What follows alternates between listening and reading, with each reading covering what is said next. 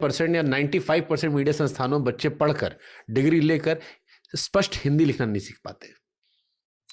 अब आप यकीन नहीं मानेंगे, जब इंटर्नशिप करने बच्चे आते हैं तो आप सवाल पूछे कि आपको हिंदी लिखना आता है, वो कहते हैं नहीं। और हम पूछते हैं कि हिंदी पत्रकारिता करने और ससुर हिंदी नहीं लिख पाते। उन्हें आप हमारे एजुकेशन सिस्टम में कह दीजिए ना कि आप पढ़ाई कर रहे हैं तो पैसा कमाना ज़रूरी है, लेकिन अगर आप ये डायरेक्ट कह दीजिएगा तो भड़क जाता है। अरे पढ़ाई का मतलब ये थोड़े होता है, काहे नहीं होता है, क्यों नहीं होता है? फिर एगो एग्जाम्पल देगा, फला आदमी पढ़ा नहीं था तो ये भी कर दिया। भाई पढ़ाई बेसिक चीज़ है, ज़रूरी होती है, लेकिन आप बताइए कोई इंसान PG कर लिया है, PhD कर लिया, खाली बैठेगा तो समाज में पढ़ाई के प्रति भरोसा टूटेगा। ट्रू। आज % या 95% मीडिया संस्थानों में बच्चे पढ़कर डिग्री लेकर स्पष्ट हिंदी लिखना नहीं सीख पाते।